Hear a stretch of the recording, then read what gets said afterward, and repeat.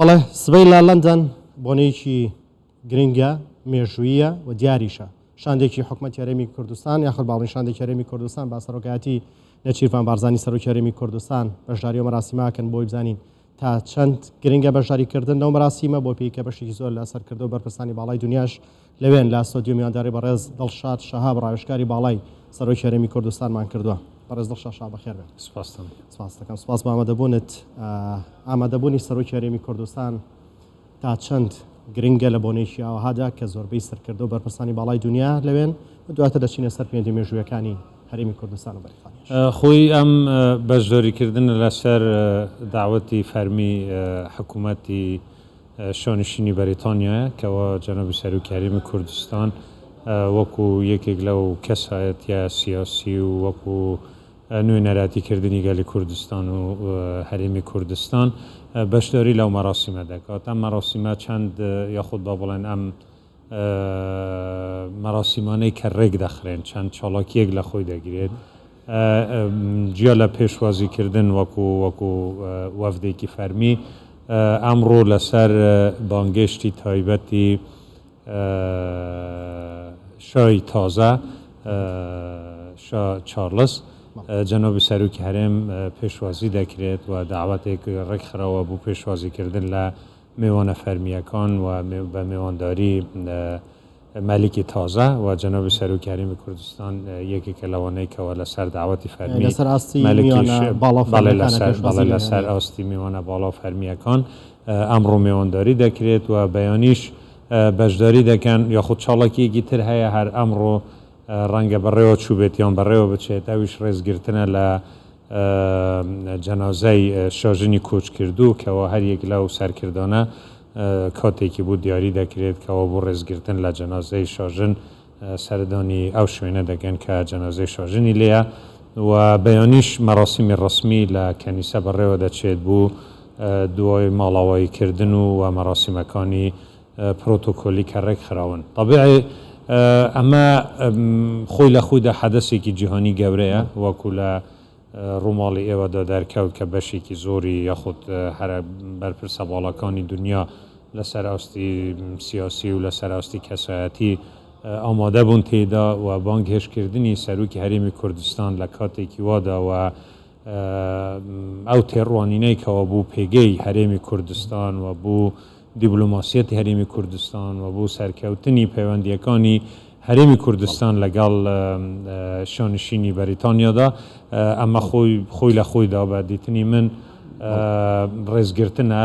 لە پەیوەندیە دووقۆڵی و لە پەیوەندیە دیبلۆماسیەکان و هەروەها حسابکردنێکی بەهێزی شەبوو پێگەی هەرێمی کوردستان و بۆ خودی جەنابی سەرۆکی هەرێمی کوردستان کە لە مەراسیمانە بەشدار دەبن. ئەگەر ئاوڕێک بدەینەوە لە مێژووی پەیوەندیەکانی کوردستان و بەریتانیا مێژووەکەی بۆکەی دەگەڕێتەوە لە چەند قۆناغدا بووە بە چ شێوازێ بووە؟ خۆی طبیعی مێژوو هەڵبەزین و دابەزین لە پەیوەندیەکاندا دروست دەکات بەڵام ئەگەر لە مێژووی تازەدا سیر بکەین بە تایبەتی لە دوای ڕاپەڕینی گەلی کوردستانەوە و لە دوای ئەو بڕیارانەی کەەوە لە ئەنجومەنی ئاسایشی نێودەوڵەتی دەرچوون و بریتانیا وەکو دەوڵەتێکی کاریگەر و خاوەن با بڵێن کورسی هەمیشەیی لە ئەنجومەنی ئاسایش و خاوەن بڕیاری و کاریگەری بەسەر هەم لە دووستایەتی و پەیوەندی خۆیان بەسەر ئەمریکا و هەم لەگەڵ ئەوروپاش وەکو حەلقەیەکی پەیوەندی بەهێز لەم نێواندەدا هەمیشە لە قۆناغە هەستیارەکاندا پشتیوانی گەلی کوردستان و پشتیوانی دۆزی گەلی کوردستان بوونە و یەکێک بوونە لەو دەوڵەتانەی کەوا لە کاتێکی زوودا پەیوەندی دیبلۆماسی لەگەڵ هەرێمی کوردستان و کردنەوەی قۆنسڵیەی بریتانیایەکێک بووە لەوانەی کە هێزێکی زیاتری بە پەیوەندیەکان بەخشی و پەیوەندیەکانی بردە قۆناغێکی پێشکەوتوترەوە و لە هەمان کاتیشدا پێگەی دیبلۆماسی هەرێمی کوردستان بە تایبەتی لە پەیوەندیە نێودەوڵەتیەکاندا کاتێکەوە ئەو وڵاتانەی کە ئەندامی هەمیشەیی ئەنجومەنی ئاسایشن لەو ئاستەدا مامەڵەکردنیان وە بووە طبیعی لە هەموو قۆناغەکاندا ئەمانە بە وەکو بڵێ وەکو پاڵپشتیەک و وەکو ئاماژەیەکی سەرکەوتن و بەرەو پێشچوونی بەردەوامی پەیوەندیەکانی نێوان هەردوو لە دەتوانین بڵێن لە ساڵی 91 تا ئێستا پەیوەندیەکانی هەرێمی کوردستان لەگەڵ شانشینی بەریتانیا دەتوانین بڵین ساڵ بە ساڵ باشتر بۆ بەڵام دابەزینی بەخۆ نەبینی. قۆناغێکی تازە بوونە هەروەکو چوون هەرێمی کوردستان لە قۆناغی ژیانی سیاسی خۆیدا بوو یەکەمین جار بووەتە خاوەن کیانێکی دەستوری و یاسایی و لە پێشینەی ئەو وڵاتانەی کەوا پەیوەندی دیبلۆماسییان کردیە وەکو دانانێک و اعترافێک بە هەبوونی ئەو کیانە فیدرالیە دەستوریە و مامەڵەکردنی فەرمی لەگەڵ هەرێمی کوردستان لە قۆناغە جیاجیەکاندا لە وەفدی ڕسمیدا لە بەشداریکردنی کاریگەریان لە شەڕی دژی تیرۆردا لە پشتیوانیکردنی پێشمەرگە لە پەیوەندیەکان لەسەر ئاستی حکوومەتی هەرێمی کوردستان لە بوارە جیاجیەکاندا بەڵێ دەتوانم بڵێم بە پشتڕاستی و کە ڕۆژ بە ڕۆژ ئەم پەیوەندیانە لە پەرەسەندندان و ئەوەی کەەوە ئەمڕۆ ڕوو دەدات و ئەمڕۆ بەیانیش ڕوو دەدات و بانکێشتکردن و بەشداریکردنی جەنابی سەرۆکی هەرێمی کوردستانیش ئەڵلقەیەکی بەهێزی پتاوکردنی ئەم پەیوەندیانەیە و حسابکردنە بوو پێگەی هەرێمی کوردستان و هەروەها بوو لەو معادلە ئاڵۆزانەی کەەوە ئێستا لە ناوچەکەدا هەن و لەو بارودۆخە ئاڵۆزای بالمناسبەوەی کە لە عێراقیشدا هەیە چکە جەنابی سەرۆکی هەرێمی کوردستان کە بەشداری دەکات وەکو باڵاترین کەسایەتی عێراقیە کە بانکێشتی فەرمی پێگەیشتووە و بەشداری لەو مەراسیمانەدا دەکات. ئەمانە هەمووی ئاماژەگەلێکن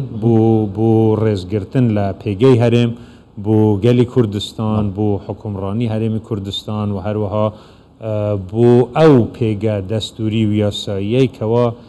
هەرێم لە چوارچێوەی عێراقدا هەیە وەکو هەرێمێکی فیدراڵی. هەرێمی کوردستان تا چەند توانیوێتی سوود لەو پەیوەندی مێژووی و گرنگە ببینێت کە تۆ باست کرد و سەردانێکی لەم شێوێ و بانگێشتێکی لەم شێوێش بۆ سەرۆکی هەرێمی کوردستان دەتوانین بڵێن لە داهاتووە چه سوودێکی هەیە؟ هەموو بەرەو پێشچوونێکی دیبلۆماسی دەبێت دوو تەرەفە بێت. ڕاستە ئەمە دەرگایەکە بەڕووی هەرێمی کوردستاندا کراوەتەوە بەڵام لە هەمان کاتیشدا کومەڵێک بنەما کە حکومڕانی هەرێمی کوردستانی لەسەر بینا کراوە بووەتە جێگای تێڕوانینی دنیای پێشکەوتوو و دەوڵەتانی باوەڕ بە دیموکراسیەت و بە مافی و ئازادی گەلان و بڕیاردانی دامەزراندنی سیستمێکی دیموکراسی کە لەسەر ئەساسی هەڵبژاردن و دەستە و دەستکردنی دەستهەڵات کە لە دەستپێکی ئازادبوونی کوردستانەوە و لەسەر بانکێشت و بانگەوازی جەنابی سەرۆک بارزانی بوو ئەوەی کەەوە حکومڕانی لە هەرێمی کوردستان لە ڕێگای سندوقەکانی دەنگدانەوە بناغە دەندرێت ئەمە خۆی دەرگای هەرێمی بە ڕووی دنیادا کردەوە پێکێنانی چەندین کابینەی یەک لە دووەیەک بە شێوەیەکی دەستە و دەستکردنێکی سەردەمیانەی حکوومەتەکان یەک لە دووەیەک و ئەنجامدانی هەڵبژاردنەکان ئازادیەکان بەشداری کاریگەری هەرێمی کوردستان لە شەڕی دژە تیرۆر یاخود لە بەرەی پێشەوەی دژە تیرۆر لە ڕوبەڕووبوونەوەی تیرۆریستانی داعش و لە عەڵقەکانی تری هەڕەشەی تیرۆر بەسەر کۆمەڵگای نێودەوڵەتیەوە ئەمانە هەمووی ئەو هەنگاوانن کەەوە هەرێمی کوردستان لە ڕووی دیبلۆماسی لە ڕووی ئازادیەکان و لە ڕووی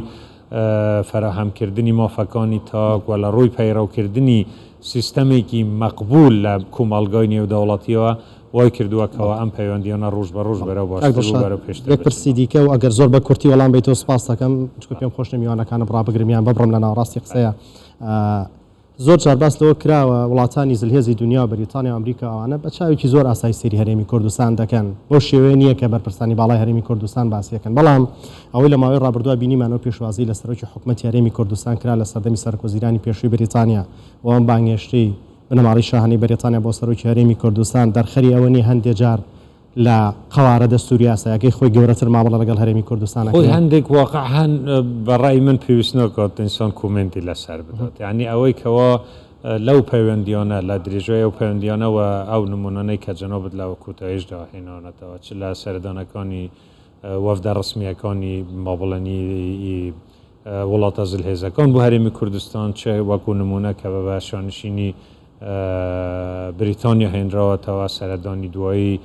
جەنابی سەرۆکی حکوومەتی هەرێمی کوردستان و ئەو مامەڵەی کەەوە ئەمڕۆ لەگەڵ جەنابی سەرۆکی هەرێمی کوردستاندا دەکرێت ئەمە بەڵگەیەکە ممکنە ئەگەر هەر چوونێکی من بڕوانۆکەم هەر کەسێک لە کوردستان کە خەم و پەروشی پێگەی هەرێمی کوردستان و بەهێزی پێگەی هەرێمی کوردستان بێت هیچ کومنتێکی سەلبی لەسەر ئەمە هەبێت چونکە ئەمە دووەجۆر ڕێزگرتنە لە هەبوونی ملەتێک ڕێزگرتنە لە هەبوونی کیۆنێک و بە دڵنیاییەوە هەموو ئەو ئاماژانە ئەوە دەردەخەن کە ئەو حساب و پێگە دیبلوماسیای کەەوە بۆ هەرێمی کوردستان دەکرێت و ئەو مامەڵێکەوە لەم یەک دوو ڕۆژەدا لەگەڵ جەنوبی سەرۆکی هەرێمی کوردستان دەکرێت وەکو نوێنەری گەلی کوردستان مامەڵی لەگەڵدا دەکرێت پێناسەیەکی شایستەی هەرێمی کوردستانە ڕەنگە لە سیستەمە فیدرالیەکاندا کە هەتا ئێستا بەداخەوە ئەمە بابەتێکی ترە بەڵام سیستەمی ئێمە پێناسەیەکی وازحی فیدرالیش نییە بەهۆی ئەو ئاڵۆزیانەی کەەوە دەوڵەتی عێراقی با بڵێن لەسەری پێکوێنرا و لەسەری دەڕوات بەڵام دوجار ئەمانە هەموو دەرخەری ئەو ڕاستیانن و بەشداری جەنۆبیشیان وەکو دووپاتی دەکەمەوە وەکو باڵاترین کەسایەتی عێراقی ئەمە خۆشی ئاماژەیەکی ترە حەقە هەمومان بەم هەموو کوردستانیان بەم هەنگاوانە دڵخۆش بین ئەمە ڕێزگرتنە لە پێگەی هەرێم ئەمە بوو کەسێک و حەزبێک و لایەنێکی دیاریکراونیە بەڵکو بوو ملەتێک و بۆ کیانێک و بۆ هەرێمێکە کە هەرێمی کوردستانە و ئەمڕۆ جەنۆبی سەرۆکی هەرێمی کوردستان نوێنەراتی دەکات. بەڵێ بەڕێز دڵشاد ڕاوێژکاری باڵای سەرۆکی هەرێمی کوردستان لە ستودیۆ میوان بوویت. سپاس بۆ ئامادەبوون و بە ڕوونکردنەوەکانتان. سپاس بچێن خێرات.